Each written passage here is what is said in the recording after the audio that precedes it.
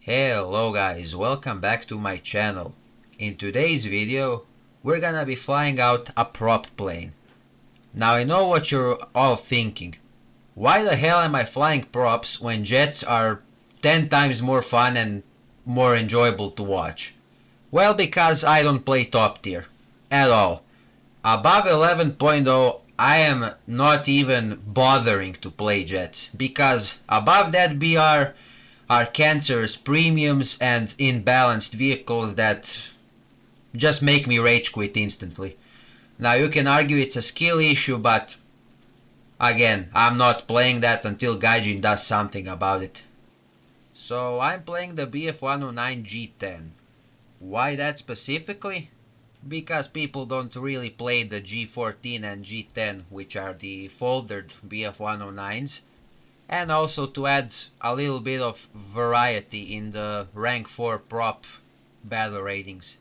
You will mostly see the Bf-109K4 and the Ta-152H dominate the German trees, alongside the stupid Ju-288, which we all know is just auto-aim gunners. But anyway, for the first little clip here, which is in the middle of a game, I'm going to be showing you what you shouldn't do in the Bf-109 G10. So there's a C-205 literally right in front of me climbing.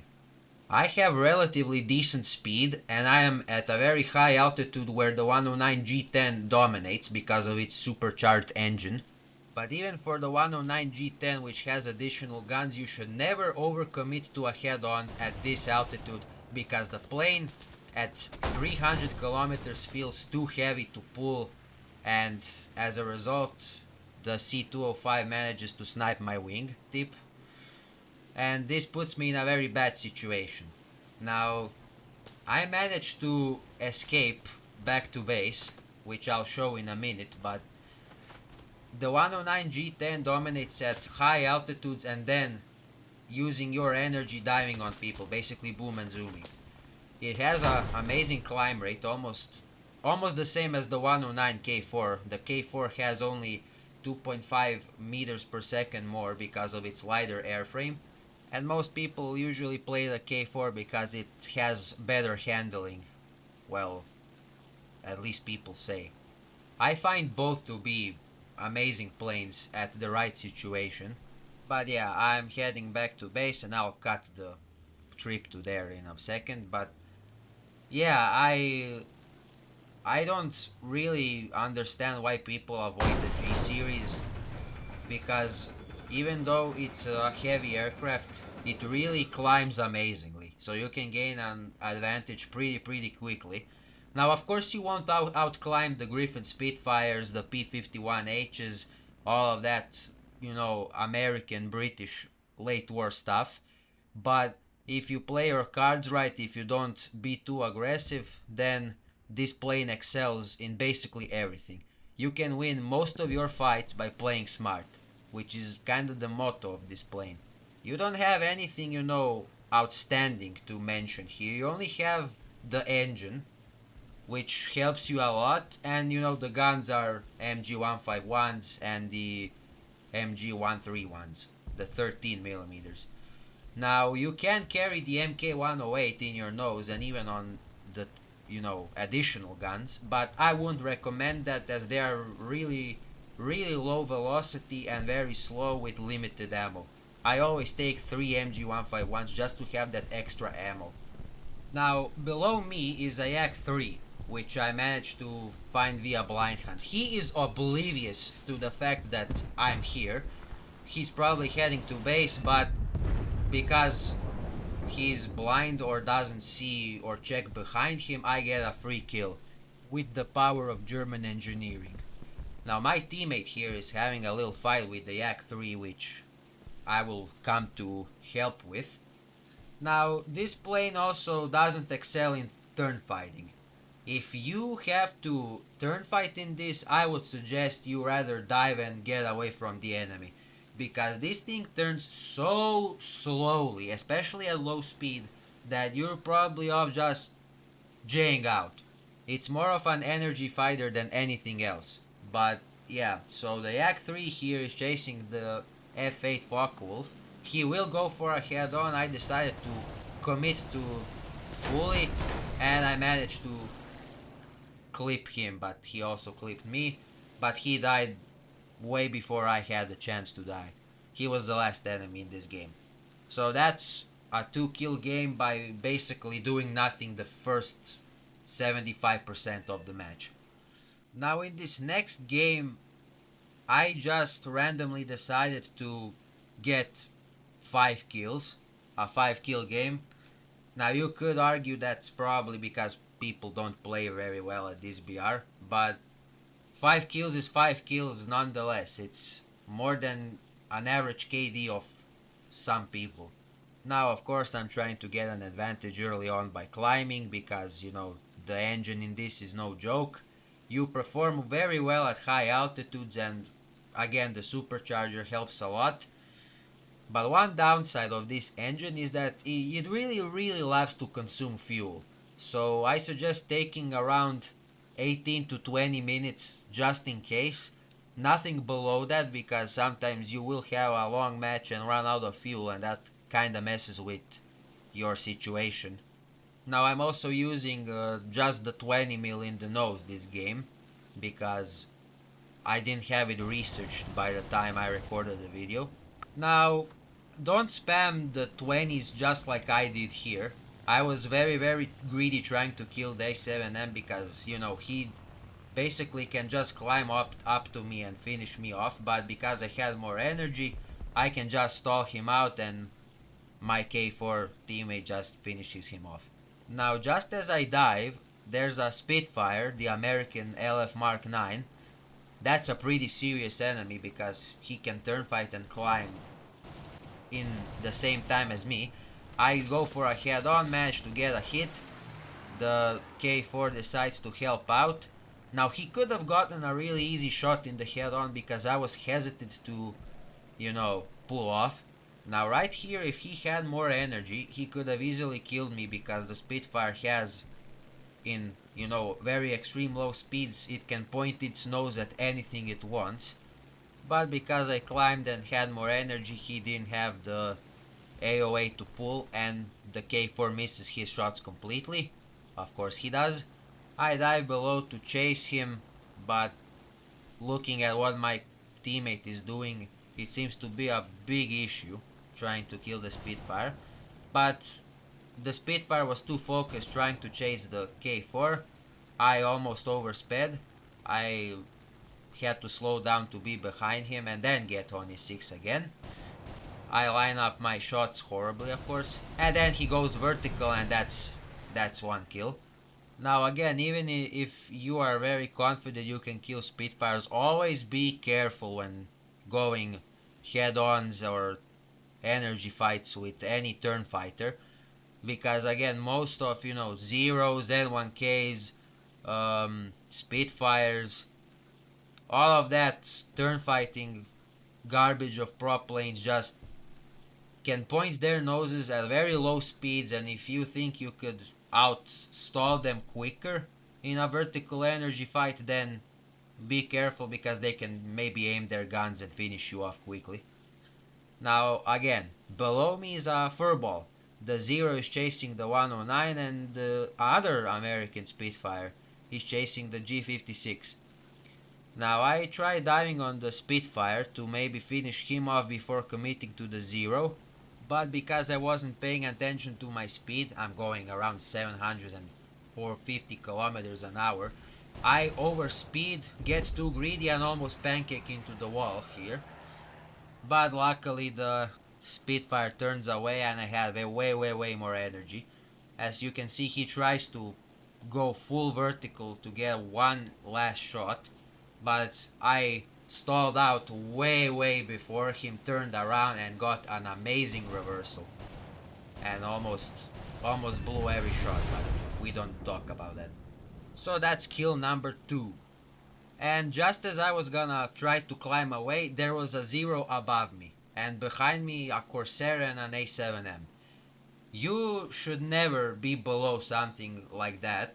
You should always stay high, retain your energy, but because I was too greedy and didn't check around that much, and they didn't appear in time. Now I'm in a little pickle.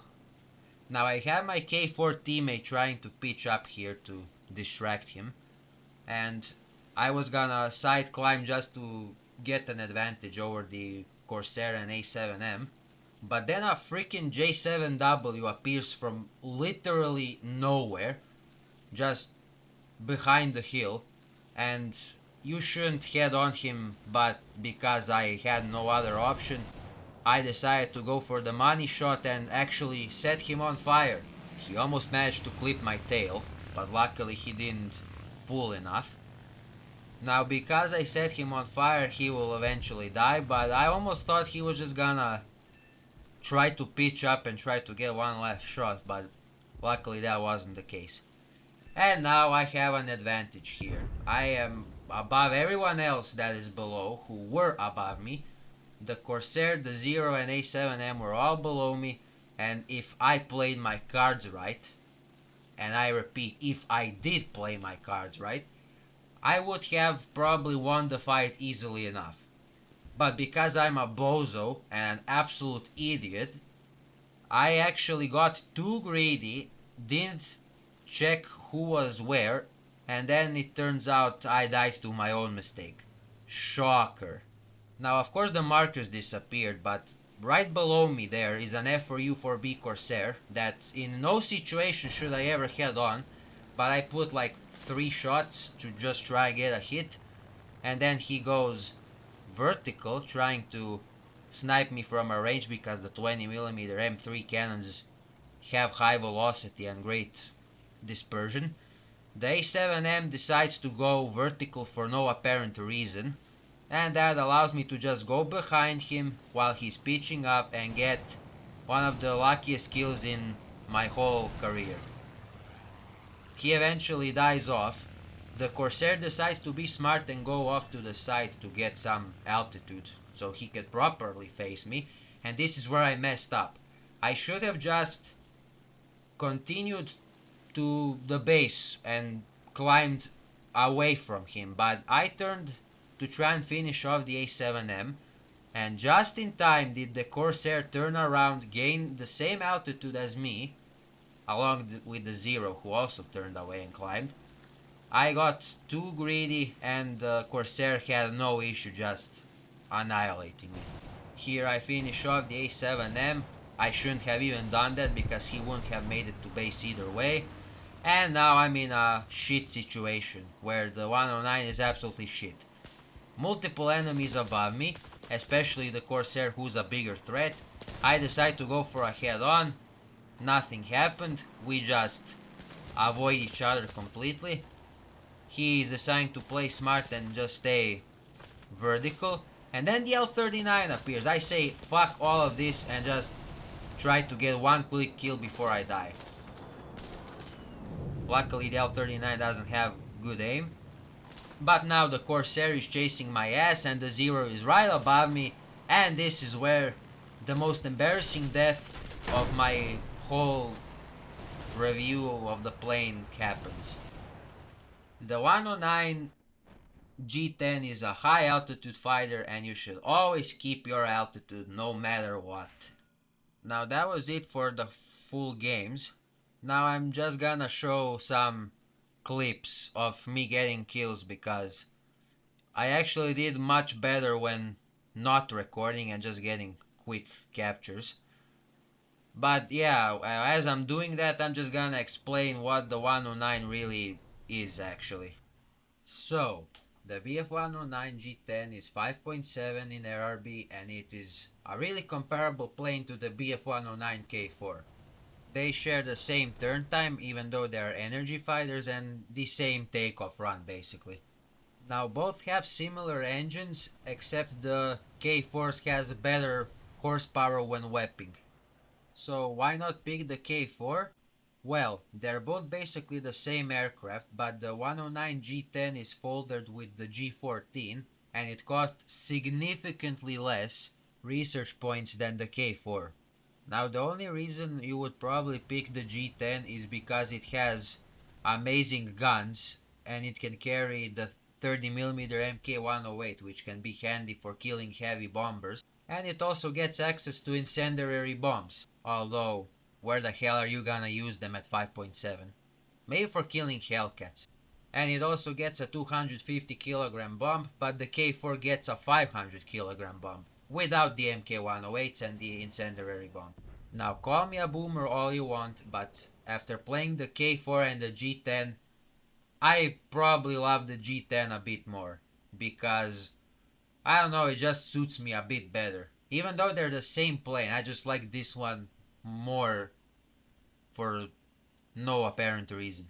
Now, of course, the G14 is a copy-paste version of the same plane, but the G14 has a little bit less of a powerful engine and a little bit of a heavier airframe, but a minor heavy difference. The same goes for the Italian G14, basically the same everything. So how do you use the Bf-109G? First thing you shouldn't do, avoid turn fights. At all costs. Even if you have to face a B-17 in a turn fight, do not turn fight. This plane absolutely sucks for turn fighting. Most rank 4 props have less than 20-second turn rates, and if you get into a fight with any of these 4 mentioned, you are utterly fucked and you cannot do anything about it. Yes, all of the Japan tech tree is basically a death sentence. That is only if you engage a turn fight. If you do literally anything else, you can still have a chance at beating these planes. So always climb at the beginning of the game, gain altitude, gain some distance from the battlefield, and then, and only then, look for targets that are occupied, that don't pay attention, or even if they are paying attention, just dive on them, see if you can catch up to them. If they start to roll away, you can easily retain that energy because you're a Bf-109. Don't overcommit to dives because you rip over 780 kilometers per hour, but you compress around the early 700 mark. So always be careful when diving, always turn your engine to 0 throttle before diving, and if you fail to kill the target in a dive, always go back, retain the energy into the altitude to start over. Before going down to lower altitudes, always make sure all of the enemies are down below you, because if you manage to get below an enemy, they can easily play with you all they want, because a 109 at low altitude is a dead 109 at low altitude. Now for the guns you can carry additionally, I always recommend the MG151s over the MK108, because the MK108 is very low velocity and is usually more suited if you're gonna be sniping very low speed targets. They do hit pretty hard, but if you want the best of both worlds, you can put the MK108 in the nose and then add the additional 20mm MG151s on the wings. Also, for the people worried that you lose a lot more performance by carrying the additional guns, you shouldn't have to worry because they add only 300 kilograms of weight. Also, like I said before, take at least 18 to 20 minutes of fuel because WEP consumes quite a lot because, you know, it is a supercharged engine. And when you're going head-ons with enemies, always don't overcommit because you have, again, you do have a lot of ammo, but you would wanna rather stay alive than just die and get one quick kill. No, there shouldn't be an excuse that Yak 3 looked too juicy or the LA9 was way too good not to kill. Never overcommit to head-ons. If you're confident, you can easily master the MG151 like I did, and then you can easily get head-on kills without overcommitting too much. But for new time players, it's either best to avoid head-ons or just turn the fight around entirely. Now again, this isn't rocket science, it's a 109, it isn't that hard to learn, but I see a lot of teammates on my end that die to planes that the 109 can easily kill without much trouble, and it basically makes me the only 109 alive, which again, on one end it's positive because I can be the one unique plane and not be a trouble to my teammates, and then on the other hand half of my team is dead. So always play smartly. Don't be like a dumb noob trying to get one quick kill. As for ammo belts, if you're carrying the MG151s, take the air targets. That's what I used. For the 13mm MG131, always take the IAI shells. And for the MK108, in my opinion, the best is universal. If you made it this far into the video, please let me know in the comments which aircraft you would like me to review next.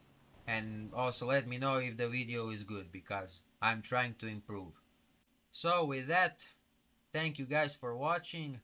Comment, like and subscribe, and with this last head-on, which I somehow made with zero fuel, I will see you in the next video. Goodbye.